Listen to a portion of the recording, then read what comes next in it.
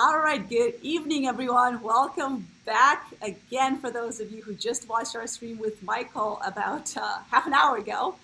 Now we have a special guest, Richard Kind. I'm so excited to have Richard on here. We'll be talking about his career in film, television, and theater. You can ask Richard any questions. Make sure to put down all your questions and comments in the comments under the video as soon as you can. Or you can also private message me if you don't feel comfortable putting your comments publicly. We'll make sure we answer as many questions as we can. So pretty sure Richard doesn't need an introduction. Everybody knows who he is. So let's welcome Richard. Hi, Richard. How are you? I'm Richard Kind. I'm very hot. 96-degree New York temperature. My hair looks terrible. I'm still sweating. The air conditioner cannot handle this heat, and I've been acting for a lot of years. Want to know what I did? Look on IMDb. Look me up on IMDb.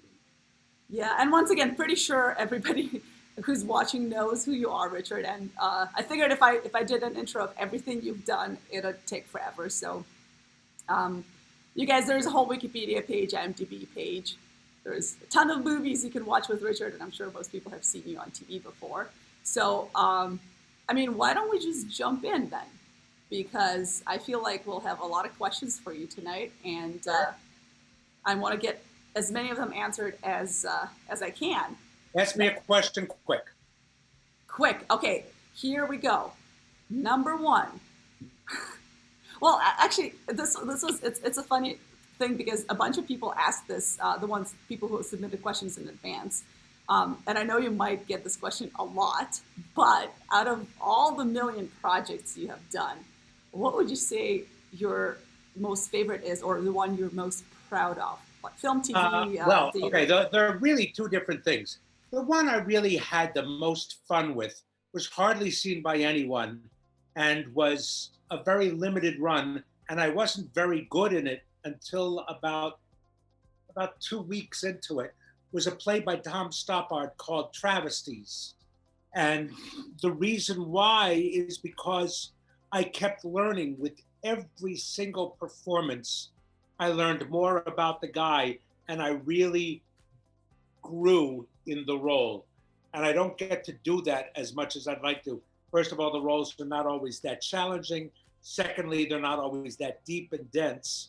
And Stoppard, you know what Stoppard is. And I would not have cast me in this role, but the guy who directed it had directed it 6 times before. And he specifically said, I want to make this funnier. So he cast me. He had, I will tell you this, Travesties opened on Broadway. It's about 3 years ago with Tom Holland. It opened at the Roundabout. And Stoppard was there for opening night. And I went up to him and I said, Mr. Stoppard, I'm such a fan. He was very nice. And I go, to be honest, I played the lead in Travesties. And he looked at me like I had 2 heads. Like, are you kidding me? You played this role? And I said, yes. So even he couldn't believe that I might have played this. Now, the roles I'm most proud of, I guess, are the ones that you people might know are Bing Bong and Inside Out and Serious Man, the Coen Brothers movie. I think are the other 2 movies that I'm most proud of, and I'm very proud of a TV show I did called Luck. Very proud to be on Curb Your Enthusiasm, stuff like that.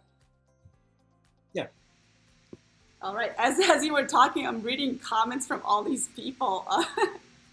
You guys, all the fangirling going on. Let Richard drink while I read all the all the comments.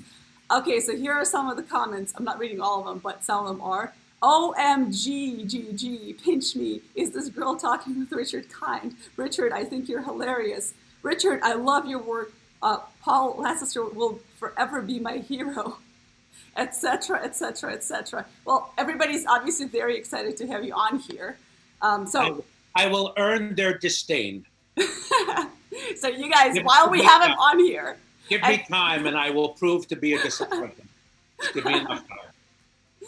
So while we have him on here, everybody, if you have a question for Richard, put it down in comments because he is super, super busy, as some of you might have seen. I'm not busy now. I devoted my night to this. So I'm not busy now. Getting me here was very busy. I'm not busy now. I have 3 kids and I've been working and stuff like that. I just went out of town. So I'm not that bad. I'm fine. But ask me questions and keep looking at me because I'm only looking at one person. And when you're looking away, then I'm talking to your ear. So keep looking at me because I gotta look at your eyes when I'm answering somebody, unless you want to put a surrogate up there and then I can talk to them. But when you do these Zoom things, you want to talk to one face. That's one of the things because for those of you watching, you can't see this, but back when you see Richard's face and can't see my face, I'm looking down here at your comments while Richard is talking, and I'm looking here and I'm looking here. So and for I can't Zoom, do that. But if I'm talking to somebody, I know that I'm talking to all of you. Yeah. But I can't see you. And you can't see anybody. Yeah. Yeah. It's really weird. Yeah. That is the type of actor I am, I suppose. So I talk to the people. Go ahead, ask me another question. Okay. Well. Let me ask you this. This was actually specifically from Michael from our earlier stream today. And not a question from Michael, but he specifically said to ask you about this. And I think a lot of us would like to know, what was it like to audition and work with Stephen Sondheim and Hal Prince? What was that experience like? And, okay. The story is pretty good, and I'm going to include about auditioning for Hal Prince that I wasn't in. Okay, and I'll start with that. Hermione Gingold, who played the Countess in the original Little Night Music, she wanted to audition for Hal. Hal says, I know who Hermione Gingold is. She's wonderful. She's not right for the part. Agent calls up, says, look, it's Hermione Gingold. You got I'm sorry, I just hiccuped because I'm drinking seltzer, not water, so I hiccuped. They said, the agent said, you got to see her, it's Hermione Gingold.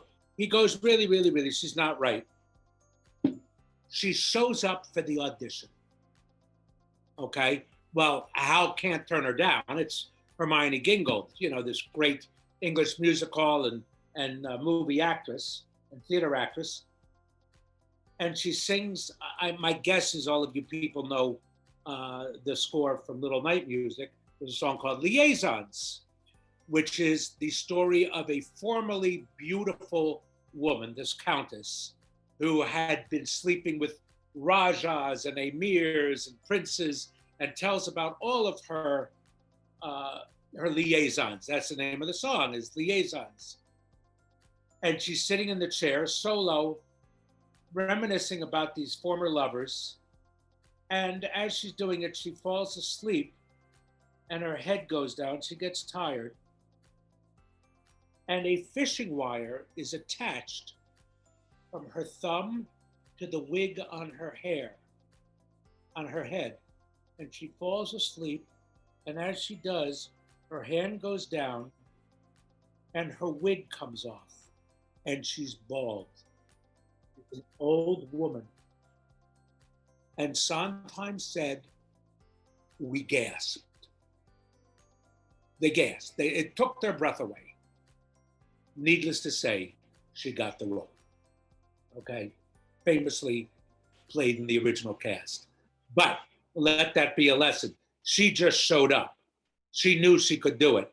Even when they said, no, you can't do it, she showed up. And she then got the role. I'm very similar. I was on a show called Spin City, and on that show was a guy named Sandy Chaplin, because he changed his name, but I knew him first as Sandy Chaplin. Sandy Chaplin was his name, and he was on the show with me, and he was Hal's son-in-law, by chance, had nothing to do one with the other. About 3 years into the run, I get sent up for this show called Bounce, directed by Hal Prince, an original musical by Sondheim.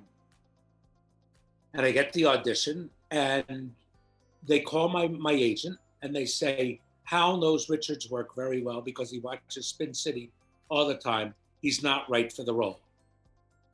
The agent tells my manager. My manager calls up and says, look, you don't have to hire him, but give him a chance. It's his dream to do an original Sondheim Prince musical. Give him a chance. I get the chance. That afternoon, I got the role. I went in and I got it. I didn't know it. I was driving in the car the next day with a guy named Hal Linden, who played Barney Miller on TV.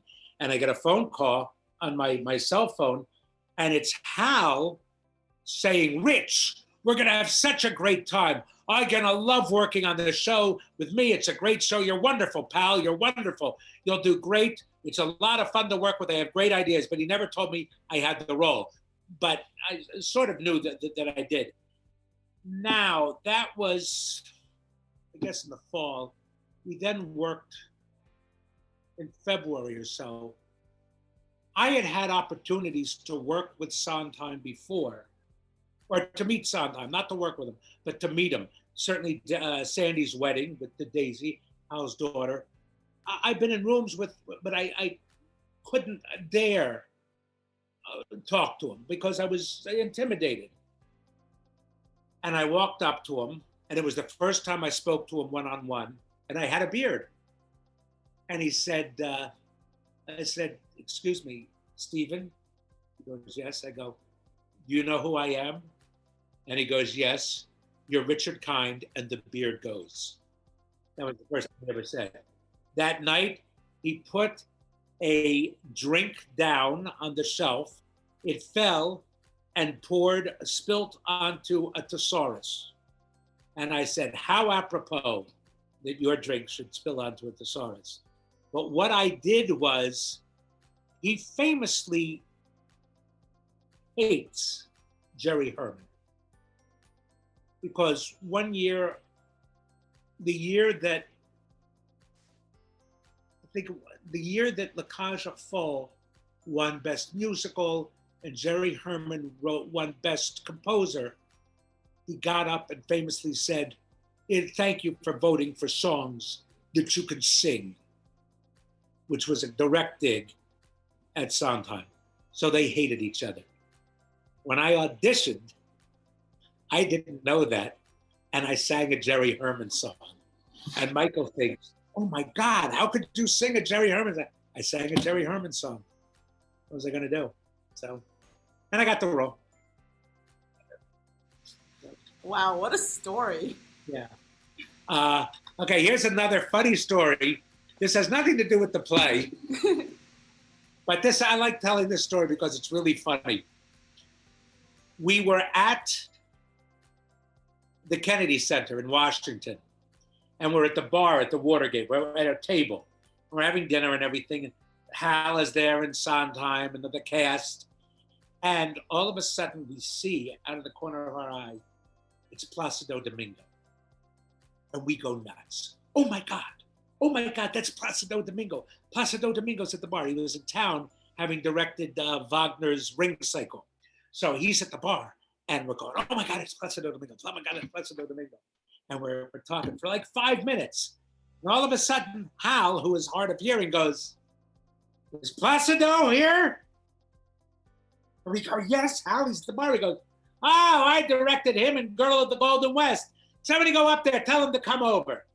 And we're going nuts. We're going to sit with Placido Domingo. Placido Domingo comes over. He sits down. We sit for 2 hours. He's regaling us with stories. We're laughing. It's great. I'm sitting in between Sondheim and Placido Domingo. It's unbelievable. And the evening goes great. That's a Thursday night. The next night is Friday. Placido is there. So Placido sits at the table. We're having a great time. We drink till all hours. We go up. He actually invited us to his room. Blah, blah, blah. The next day, he comes to see the show. Now, you got to understand, Placido likes to drink and Placido likes to talk. So that afternoon, he comes to the show, comes to my dressing room. Richie, you're so good. Oh, you're going to do a show at LA Opera. We'll bring this, we'll do something because you're so good. Oh, like that. And he just keeps talking and talking. and I got to take a nap. It's in between shows. That night after the show, I go to a restaurant. There's Placido, and he keeps us up till all hours. The next day, I'm having brunch with friends. And all of a sudden, I look at my watch. Oh my God, I've got 5 minutes to get the half hour, and I'm in a 15-minute walk from the theater. I'm running down the street. And in front of me, I could tell by the jacket, because this brown tartan sort of check, this overcoat, a wool overcoat, and his hair, it was Placido. And I know if I stop to talk to him, he's just going to talk and talk and talk. And I went, oh my God, I can't talk to him. And I run across the street to avoid him. And all of a sudden I hear, Richie! Richie! And I turn around and I can't say who is it. He goes, it's Placido! And I go, I can't talk, I gotta go. And I can't believe I dissed Placido Domingo. So that makes me laugh. All right, give me another question. Oh my God, I'm just listening to your stories. I'm sitting here, I'm like, wow. And I'm supposed to be looking at all the questions and comments. I got very lucky in my life, very lucky. Wow. It's kind of entertaining too, the way you tried to run from him. It's crazy that okay, here's another story. It has nothing to do with me. Carol Burnett. I worked with Carol Burnett on a TV show called Carol and Company. And she told this story about that she went to a party and everybody was there. Jimmy Stewart and Henry Fonda and Cary Grant was there.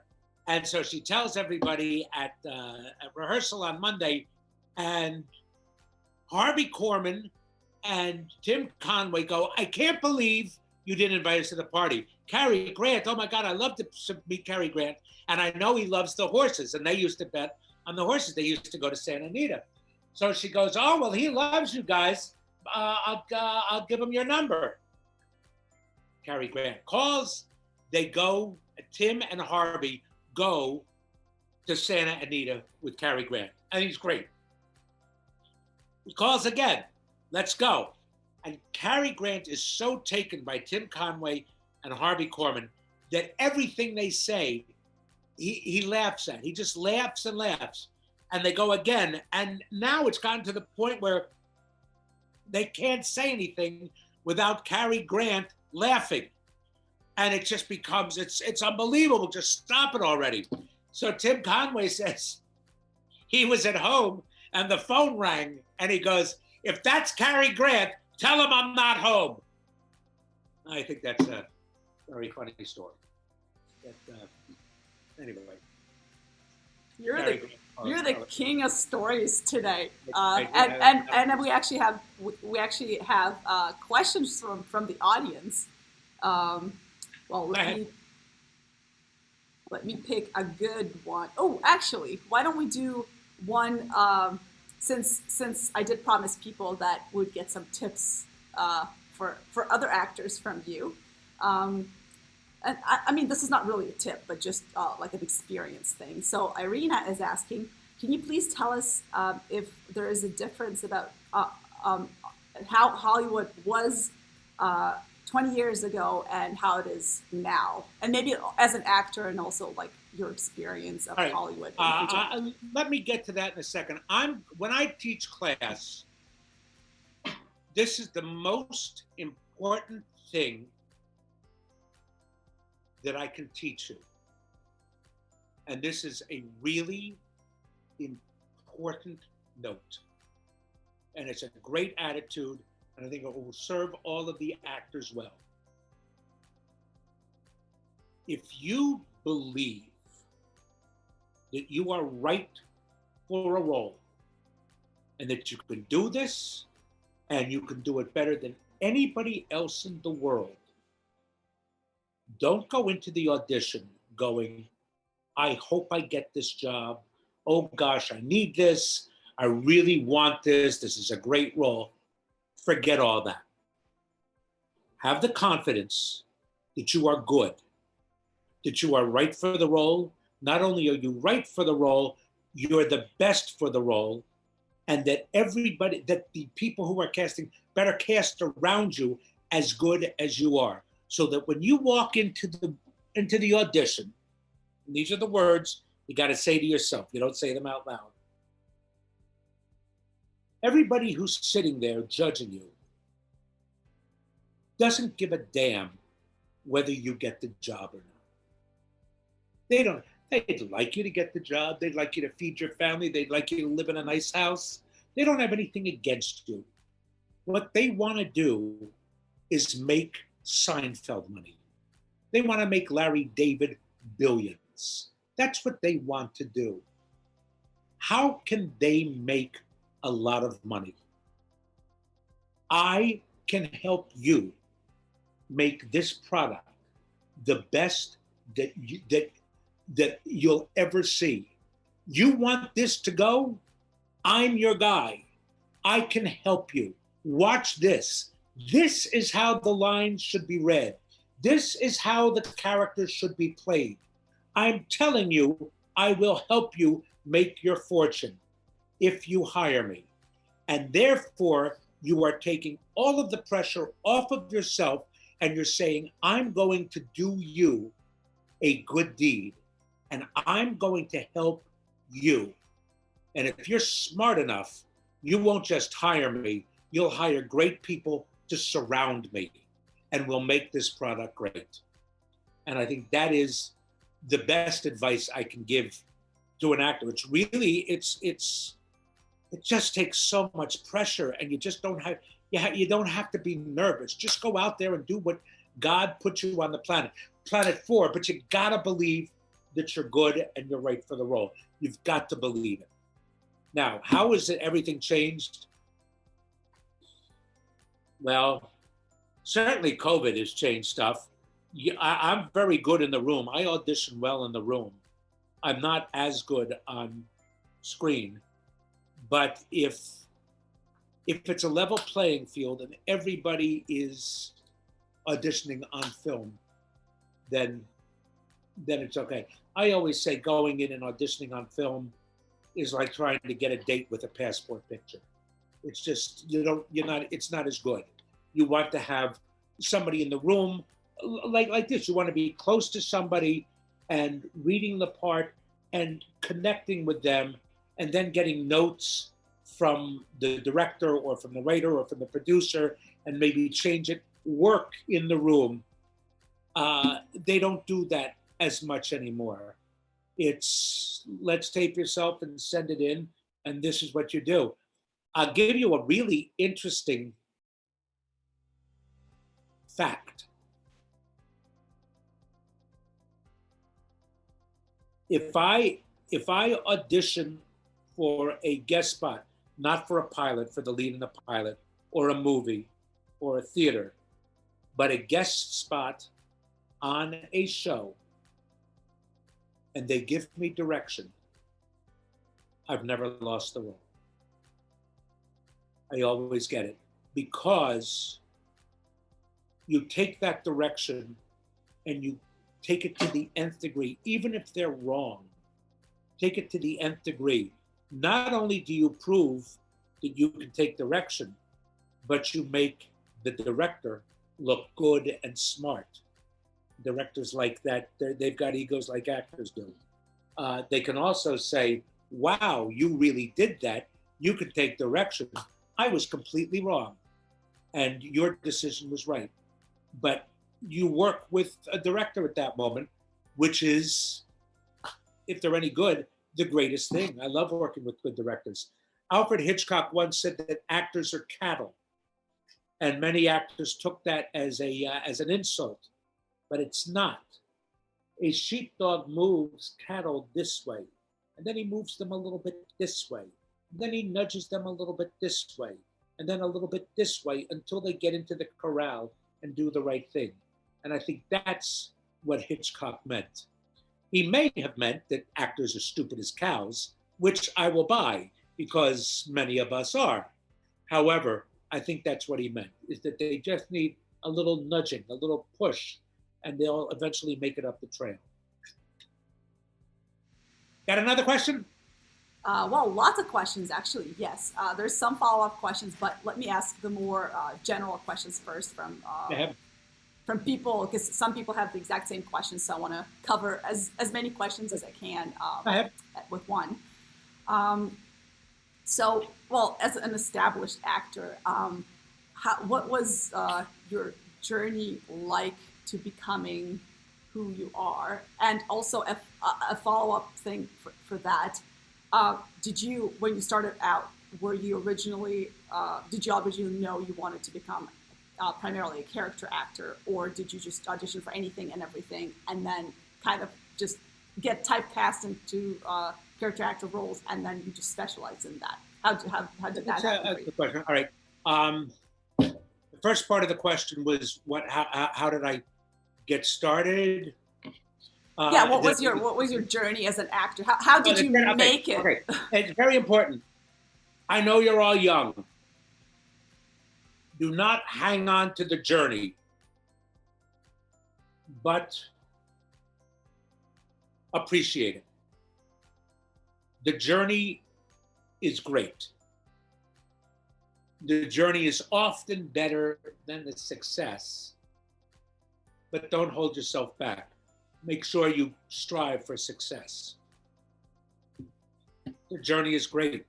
I have heard Neil Simon and Woody Allen both say that their happiest days were sitting in Central Park and looking at people and observing and getting ideas to write. And their faces were known, their whole careers, and they hated it. The journey is great. I was supposed to be a lawyer. My dad's best friend said, defer law school for a year and be an actor or you'll kick yourself when you're 40. And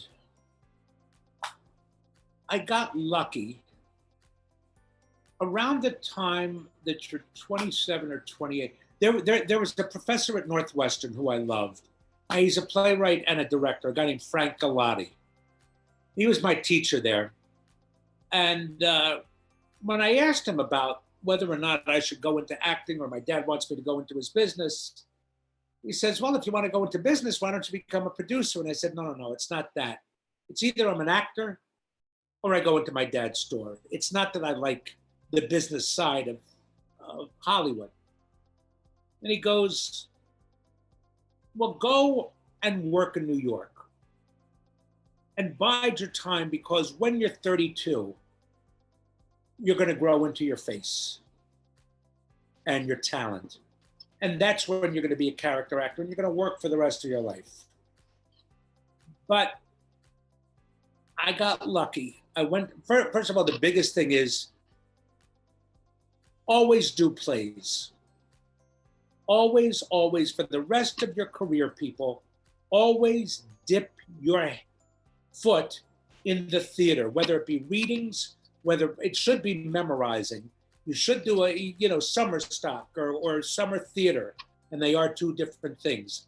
Always do theater, because TV and movies, your arc lasts for either a week, a month, or 2 months, if you're doing a movie. In theater, your arc lasts 2 to 2.5 hours. You're living that character's life for 2.5 hours, and you are connected for those 2.5 hours. When you do TV, your goal is to do what's called make your day. You know what make your day means?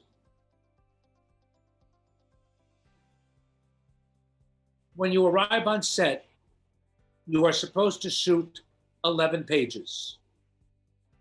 By the end of the day, you had better have shot those 11 pages without going into overtime too. If they have to go into overtime, they'll do it. But the important thing is make your day.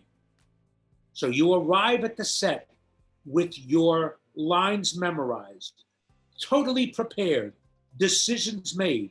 You can't discover them on set. That's money. And if you start forgetting your lines or saying, well, shouldn't I be doing this and this and this? That's money. They don't want to talk about it. They don't want mistakes made. They've got to make their day. And that is what TV is all about. But you go to a play, you got a month to learn your lines, make your decisions, make mistakes, take chances. You can't take chances on TV. You've got to make your day. So that is a huge difference between theater and TV. So go do theater and make the character, the performance important. They're going to make their day. You may not give the performance you want in TV on that day because they have so many pages to shoot. So you ask for one more take, or can I do it again? You can't. We've got to move on. Those are the worst things. So you better come prepared. And the difference between Hollywood now and then, well, anybody can make a movie nowadays. You know, you shoot it with your phone. You make these web series. People watch web series. Some of them are really good and some of them aren't. And I'm not going to be that old guy who says, oh, well, no, you got to make them. First of all, I think it's way too expensive to go to the movies. It's way too expensive to go to theater anymore. You got to, get a half price ticket is even a lot of money. It's just dangerous. And I don't blame people for staying away and watching TikTok or YouTube or web series or things like that.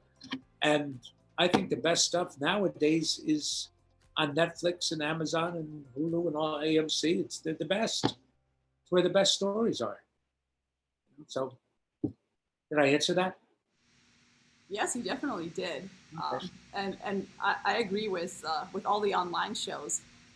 They say that I think Breaking Bad was it that changed the whole way the TV series are seen, because they did such a great job that people are like, oh my God, TV series are good. And so Right. Netflix started doing more and more of that. Well, that was AMC, but that was AMC. It was Breaking Bad. Actually, HBO really started it. They started the great series with The Sopranos, a few others, books. You had what was called the miniseries. Yeah. They did Roots and Winds of War, and those were specials and movies that were 8 hours long. Now they're TV series, so they're in essence miniseries, but they're pretty great. All right, well, thank you for that. As you were talking, I was skimming through the comments here to make sure we're not missing anything. So for those of you watching, I apologize if I'm not mentioning somebody's comments because I'm just trying to get to all the questions since we do only have about 20, 25 minutes left or so. I have so much more to say, but go ahead. Okay, let me ask this question and then, well, I have like a million other questions, but after this question, we'll love your story. So tell us whatever you have to tell us. We love to listen to that. So Jacob is asking, I guess it's a follow-up to what you said before. Jacob's saying, when you have that breakout opportunity, do you know in the moment that it is the breakout moment, or is it more of a hindsight thing? If it's a hindsight thing, how do you sort through opportunities that are and are not worth your time? Okay, stop there, because I'm going to answer a lot of stuff. Okay. Somebody asked, did I know I wanted to be a character actor or blah, blah, blah. I started out in this business to be a movie star. I wanted to be a movie star. And I took absolutely everything, every single job I could. Everything. Off Broadway stuff. I can't begin to tell you. I was singing waiter. Everything that was offered to me, I took. I don't believe in nepotism. I don't believe in what is it called when you go to a party and you work the room. Networking. Networking, yeah.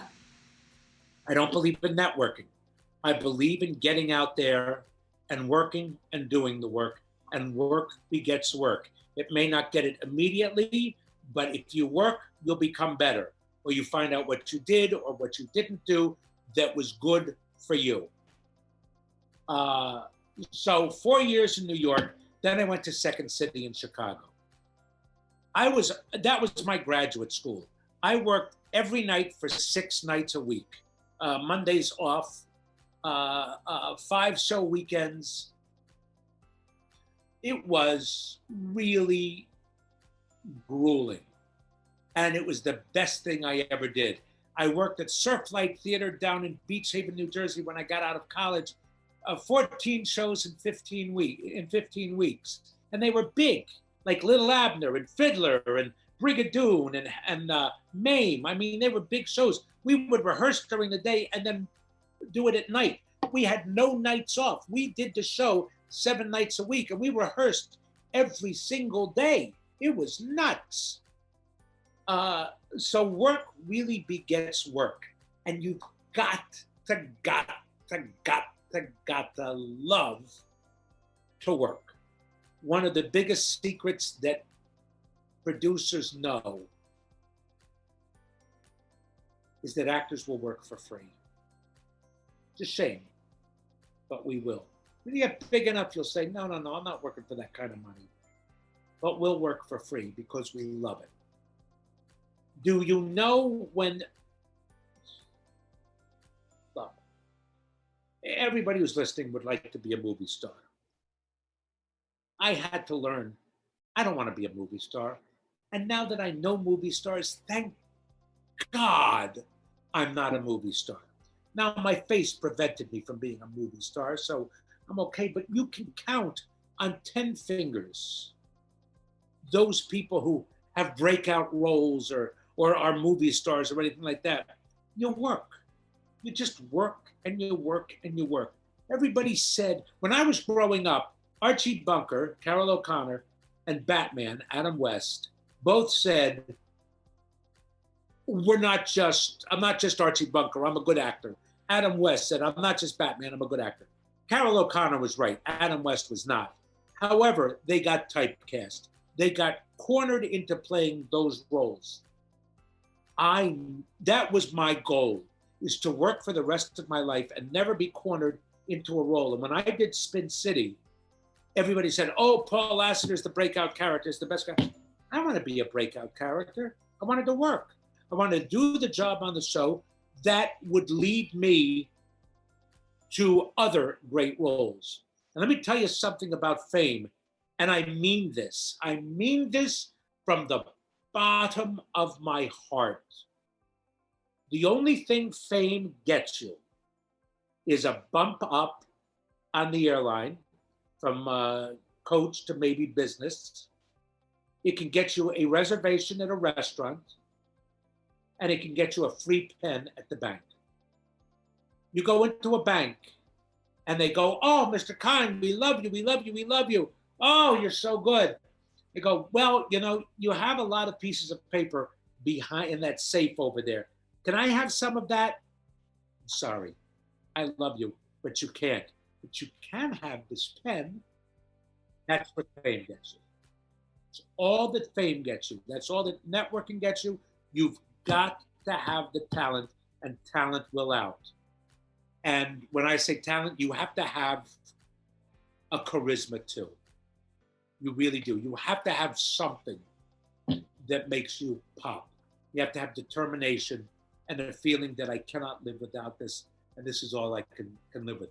And I'm telling you, if you want a family, or you want a nice house when you're 27 or 32, and that's what happens. I was with a lot of people who were talented, and by the age of 27, 28, 29, they weren't getting the roles, and they were disappointed with their careers, and they did become agents. And some of them became producers and wrote TV series and created TV series and can now buy me 6 Ways from Sunday.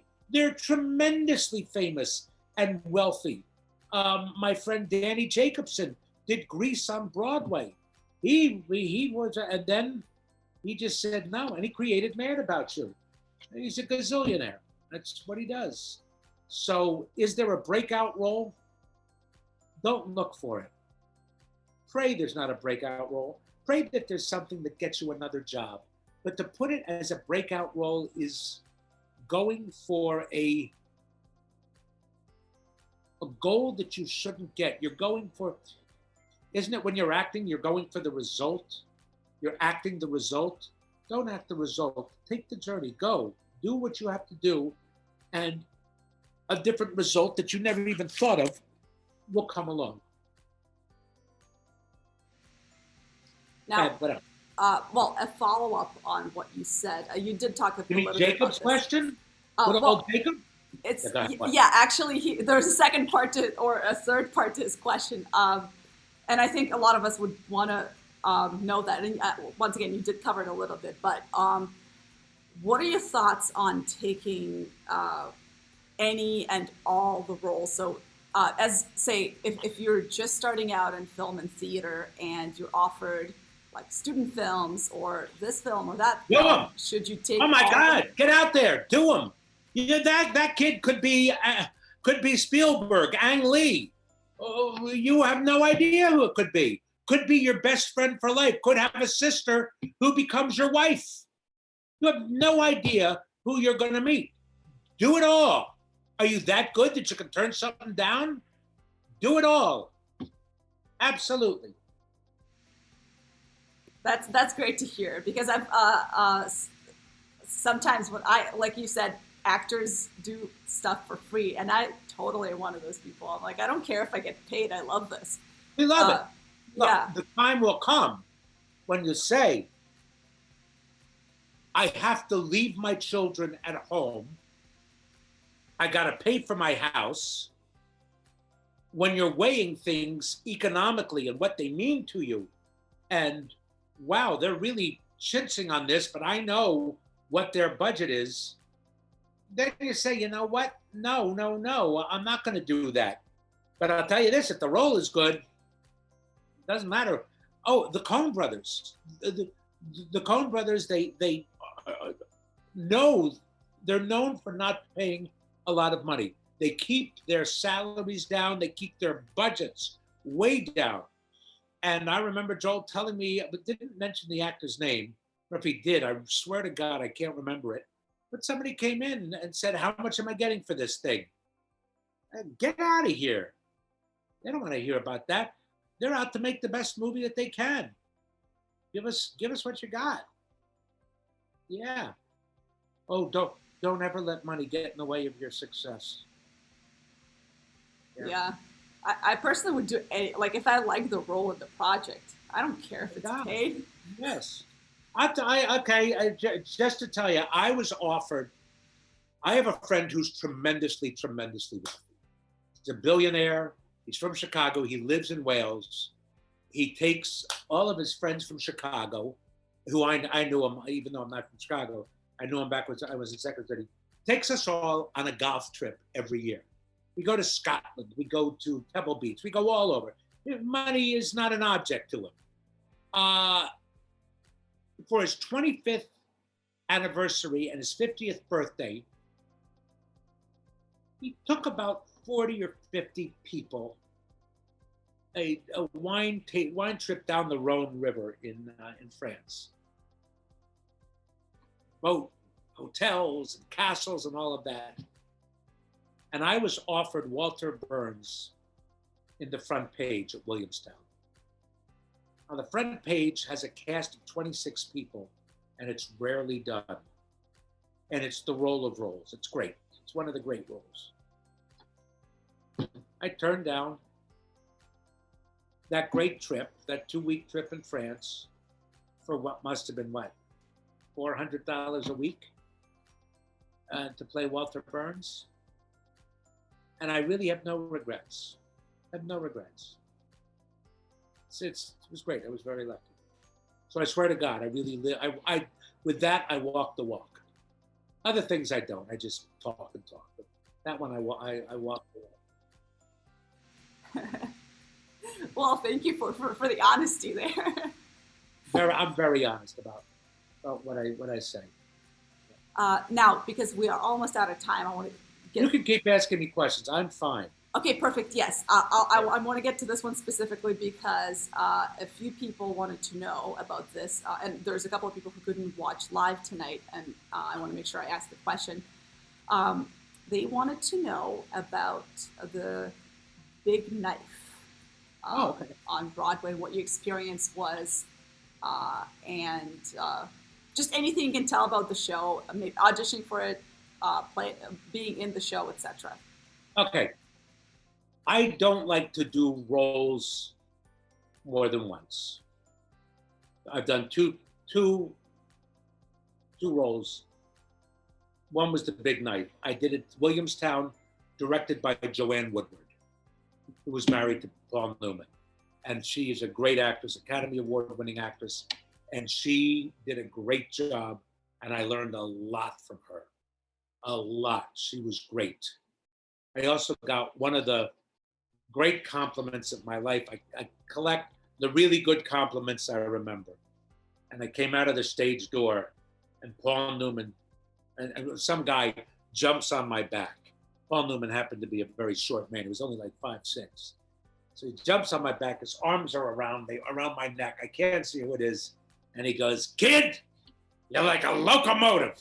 Once you get going, there's no stopping you."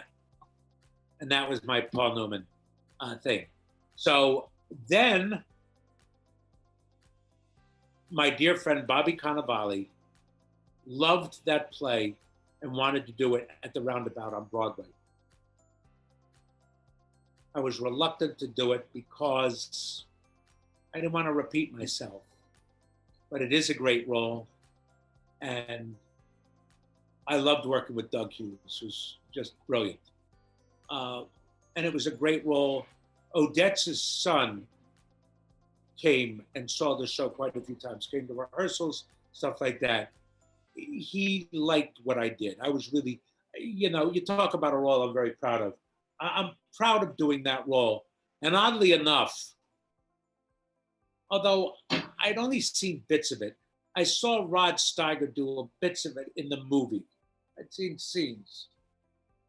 So I knew what he was like. And I guess I did my turn of what Rod Steiger did. But I hadn't seen it in a long time. I then went back and watched Rod Steiger's performance. He is god awful in that role. He is just terrible. And I did like what I did. And Tony Shalhoub and I were nominated for Tonys that year, and we've talked about it. It was very good. And what was it like? It was just great. I mean, I'm acting. Well, you got Bobby, a guy named Chip Zien, who's magnificent. Rachel Brosnahan, who was in Mrs. Maisel. She's Mrs. Maisel. She was in that production. What's her name? Marin Ireland was in it. She's great. It was a great cast. The play is not a great play. It should have been better. Odette's wrote great plays.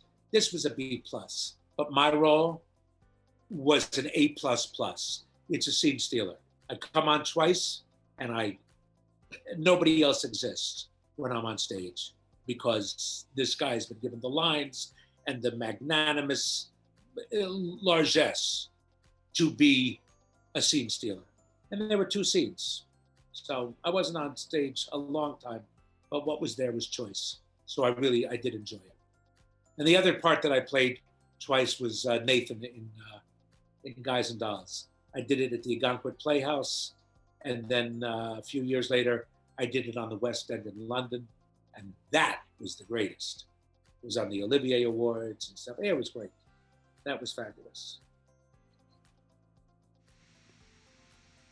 Well, thank you for sharing that experience. I feel like for roles like that sometimes are just, on stage for like 2 minutes, but they're so memorable that at the end of the show, that character is the character that gets the standing ovation. Even the leads don't get. I'm not going to say that, but I do still get compliments. Who really liked it? Oh, I want to kill him. The guy, is it Kenny Weissler, Barry Weissler, who produced Chicago. So I know him. I can't say I know him well, but whenever I see him at some function or some award show or anything, he always comes up to me. God damn, you were great in Big Night. Man, I loved you, because I played a horrible producer, of which he is, known to be a real ballbuster of a producer. And I keep asking him, he goes, anytime you want to do Chicago, anytime. And I go, I really want to play Billy, because I think I could play Billy pretty well. I'm not your typical Billy, but I could do it. He wants me to play Mr. Cellophane, Abner. Abner's too easy. Of course I can do Abner. Let me be Billy. Let me be the guy who looks like this, but be charming and be the puppeteer. The ventriloquist, the Marion. Let me pull the strings. I could do it, but he won't have it. But he should. He should give me a chance.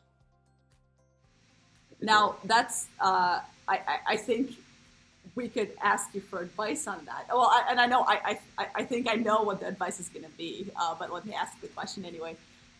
So if you have a role you really want to play, and I personally had that happen to me as well. I really wanted to play a role, and I asked the director, I'm like, okay, I really want to play this role. Can I audition for it? And the director was, no, you're not right for the role. You're not, no. So what's your I did it with Hal Prince. Like, keep doing it until you get it. I did it with Hal Prince, but Barry Weissler, is it Ken Weissler? Oh God, I can't remember. Anyway, he won't. He gets, I guess he gets younger. Although I don't know. Do you know who Jerry Springer is? Jerry Springer played it on Broadway. If Jerry Springer can play Billy Flynn. I said Billy Bigelow. I can't do Billy Bigelow. Much as I would like to see My Boy Bill, I will not do Billy Bigelow. However, I can do Billy Flynn. And he won't let me. Hal Prince had to. Is it Mildred Dunnick who was the first Linda in Death of a Set? No, yeah, Mildred Dunnick. Not Mildred Natwick, Mildred Dunnick. Came in and auditioned for Linda in Death of a Salesman. They said, you are too young. She came in the next day, changed her name, dressed up, unrecognizable, and did Linda and got the role. So you're asking me, should you tell the director? No, just go do it. Just go do it. What's the worst that can happen? Are you going to get arrested? Will you die? Will you die a death and will never be seen again? No. You don't get the role, or you do get the role. The hell. You're not famous enough to make a mark. I thought about, have you seen, this is really funny. This is what kind of nuts stuff goes through my head. Have you seen Lupin, Lupin, on Netflix? It's a show I recommend. I saw the first season. The second season just came out, I think last Friday. I saw it all day on Sunday, watched all 5-6 episodes.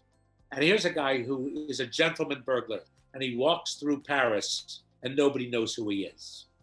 The man happens to be 6'4", this big, handsome black man, but nobody knows who he is. In any case, I kept thinking, Richard Kind could never be Lupin because everybody knows me. I can't be a gentleman burglar.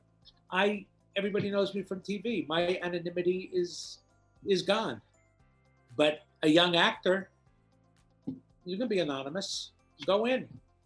Just say.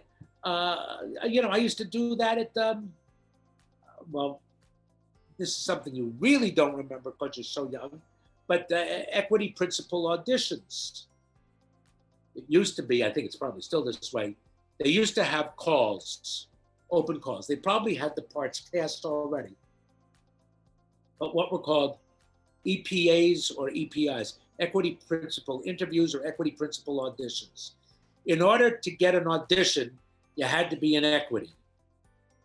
But in order to get into equity, you had to have had an equity role. So it was a catch-22. You can't audition because you don't have your equity card. And the only way to get the equity card is to be in the equity show. So that I used to sneak in. That's what I used to do. Didn't get the roles, but nevertheless, I snuck in. Yeah, well, these days, if you're non-union, you can crash the audition, the EPAs. You might not get seen, but you can still wait in line, and if one you can still wait in line, right? Yeah. So it's still the same thing. Yeah, it's still the same thing. Yes. Yeah, and there's no guarantees they'll see you, but if you do get seen, that's your chance there, I guess.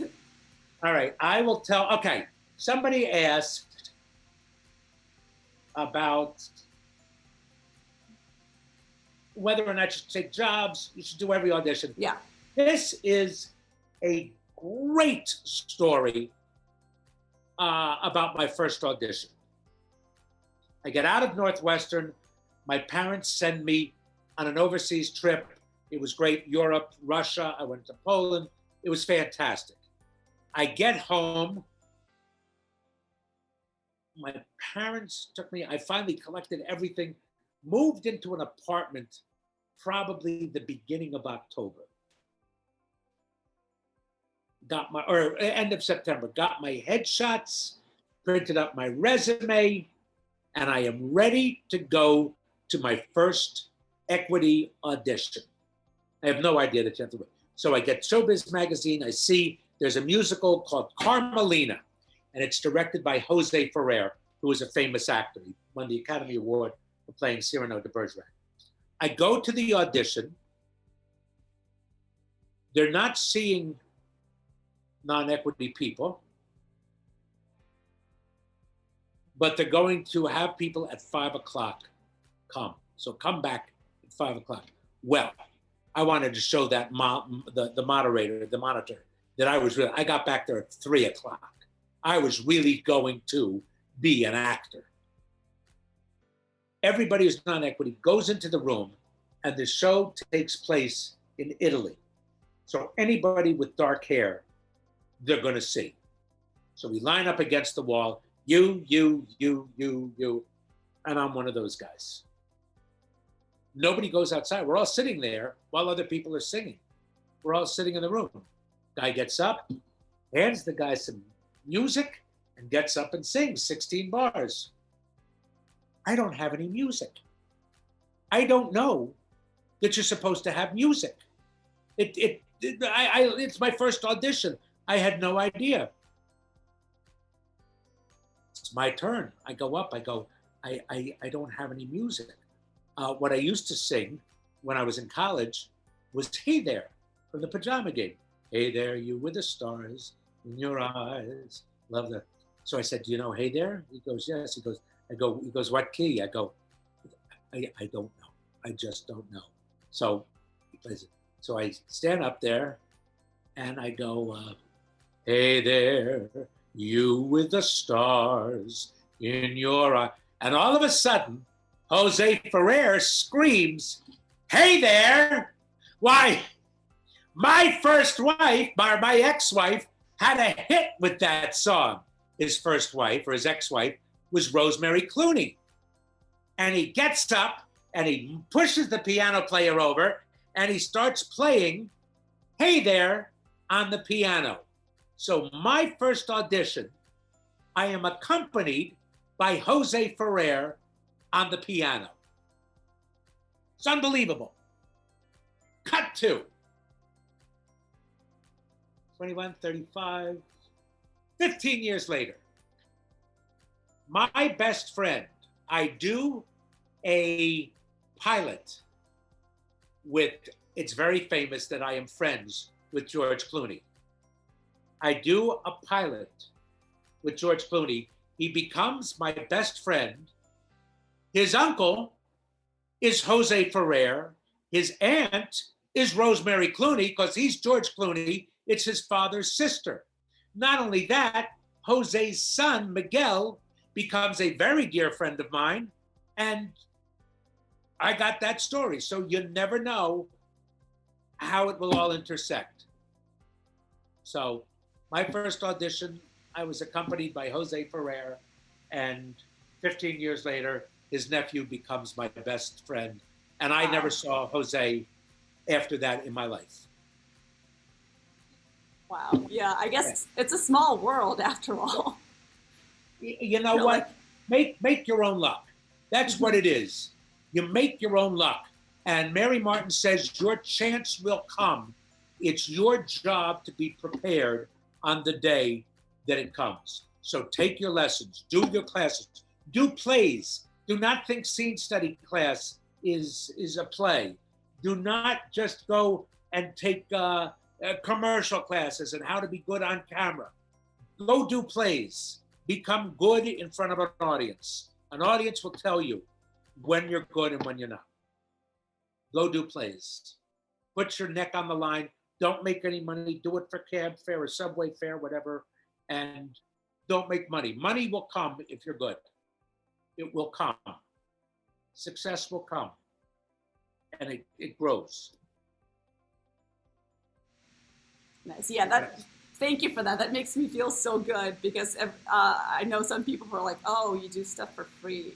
No, I don't do that kind of stuff, and I'm like, I don't know. I just like the project. So makes me feel so good that it's like if you do stuff for free or just like things that you like to do, it's not necessarily a bad thing for you if you want to become a professional actor. Right? You know, if you ask me, the greatest thing is go to Seattle Rep and be part of their company, or go to the Guthrie, be part of their company, do all the great plays, be an actor, and live a modest life, and don't worry about fame. My ego is too big to have done that.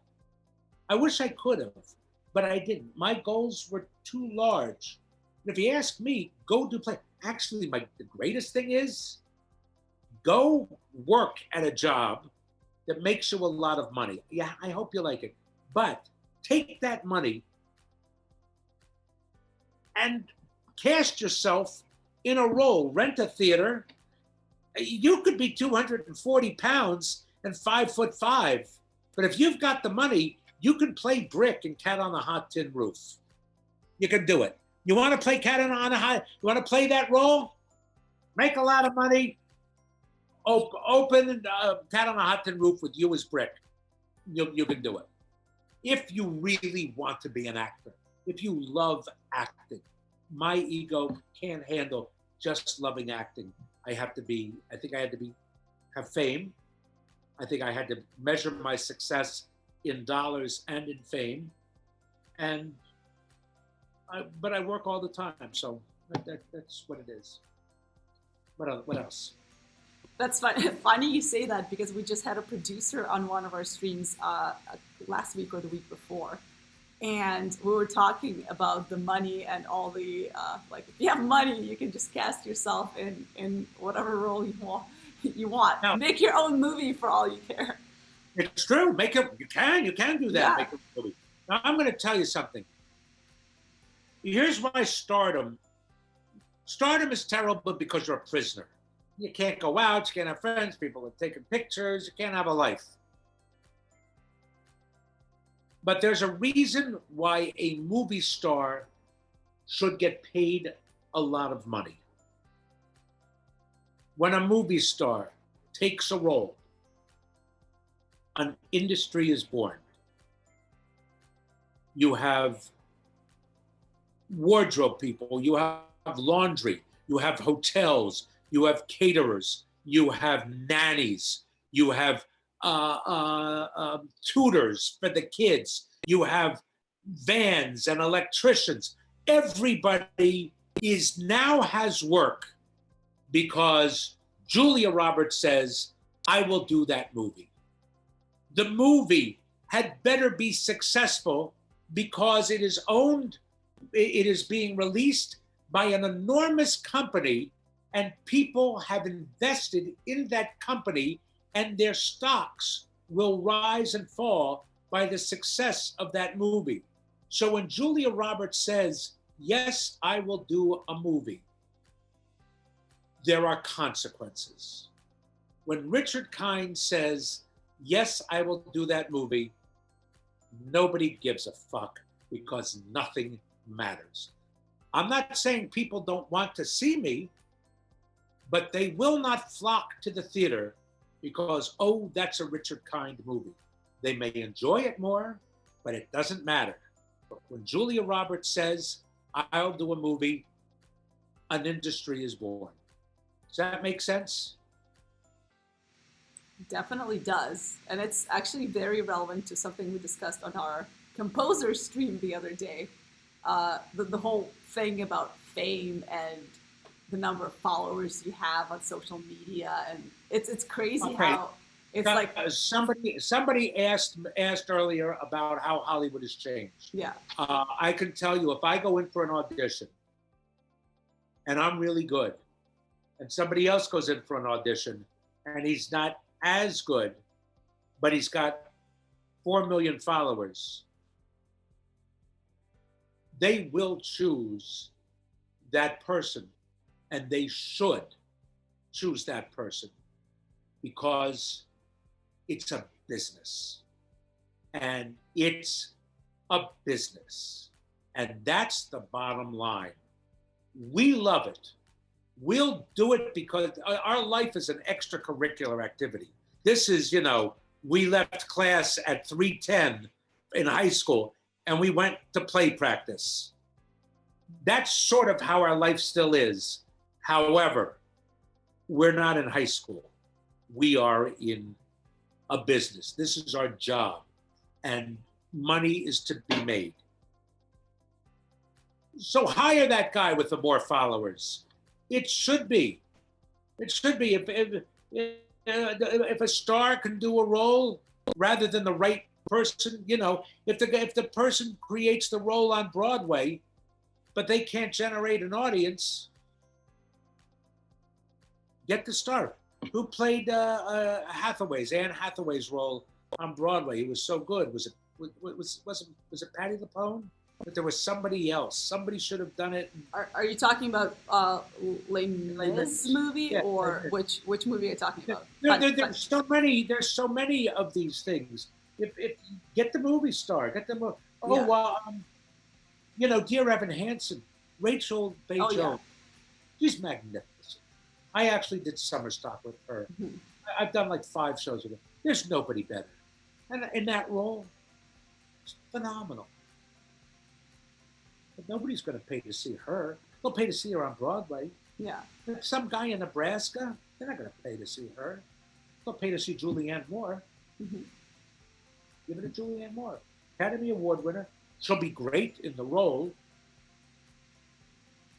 She might not have been as good as Rachel. She might not. I happen to know both people, and I think they're both great. Who the hell knows? I'm going to hire the person who's going to bring the people in. Yeah, that's at least nowadays that's a big thing. Whoever, I guess back in the day it was also a big thing. Whoever sells tickets gets the role. It was whoever sells the tickets, and now you can do it on YouTube, or if somebody follows you on Instagram or Twitter or whatever, any social media. It's especially with advertising the way it is. How do you get the name out? You get it out like that. Mm-hmm. So that's how it's changed. Yeah, definitely. Well, I wanted to end this on a brighter note, so I'm going to ask you another question. I know it's been over an hour, but I'm sure everybody wants your advice on acting, and in general, you've given a lot of advice tonight. But is there anything else you want to tell actors who are maybe just starting out or already started, but kind of want to be where you are in your career? So, any advice you can give to all of us? Wow. As far as acting, the one thing, and this is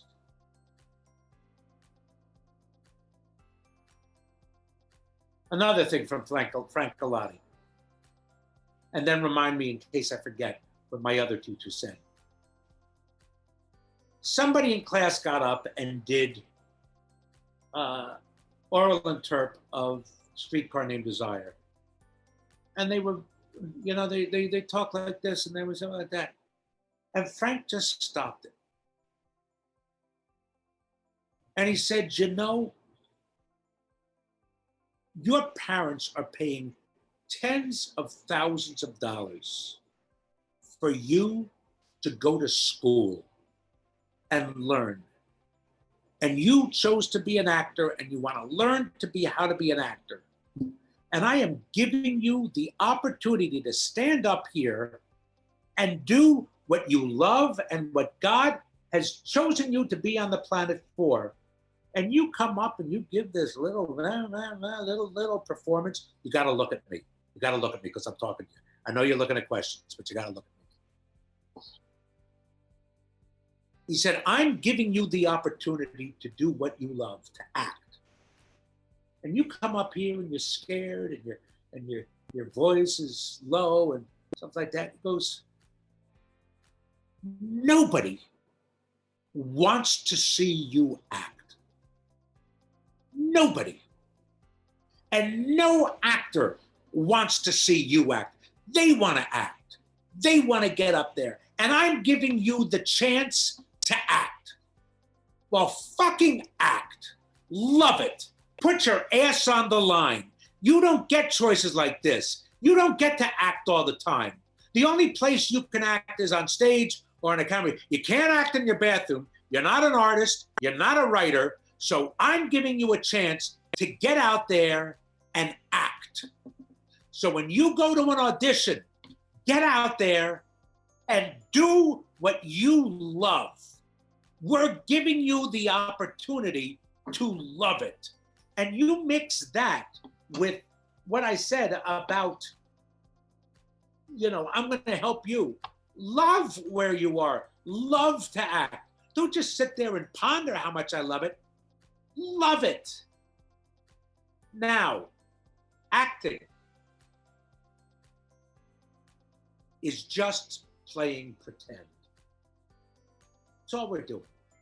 We're playing. Now, the thing is, when you hear the words play pretend, you think of a 3-year-old going out and playing cowboy or Indian, and they don't, or if they're playing Christopher Columbus, they don't go, or Queen Elizabeth, or Queen Isabella. Where do I go? How do I get there? What's the weather going? They just play. They play pretend. We are playing pretend, but the pretend isn't always fun. In that, we play Willie Loman. We are on a downward slide to suicide by the end of the play. But we're pretending to be a man who is on the downward slide. Play pretend.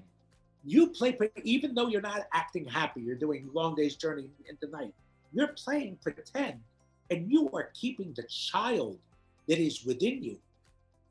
And that is why acting is, and theater, and this profession is so great. We're playing pretend. We are being children. We're not it's childish. Not childlike, we're childish. We are playing games. It's fantastic. And there are no people like showbiz, like show people, because we're childish and we are nuts.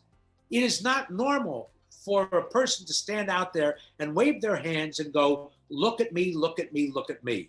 You have those pictures of Fifth Avenue, people are lemmings. And we're going, look at me, look at me. It's not normal. So embrace that. Embrace the abnormality of it. It's fantastic, and it will keep you young. Oh my God, so you mean all this time I thought I was crazy, but it's a good thing, yes. It is. We are nuts. We're nuts. We're not normal. Right from the get-go, we're not normal. Yeah. Embrace that and recognize it. It's fantastic. Now, do you ever get a feeling when you talk, to normal people who have nothing to do with the entertainment industry, Do you get a feeling like you don't belong? Because I totally sometimes get that. I'm like, I don't know, they don't behave in a weird way. It's so weird. Well, I don't know what to do with those people. this guy who I talked about, my friend from Wales, Yeah. all of those people from Chicago, they they are doctors, and he's in insurance. Hmm. They're lawyers. Uh, yeah, they're not show people, but they're wonderful people. And look, that's how I was raised. I can't. I like all people, but I'm the idiot who likes all people.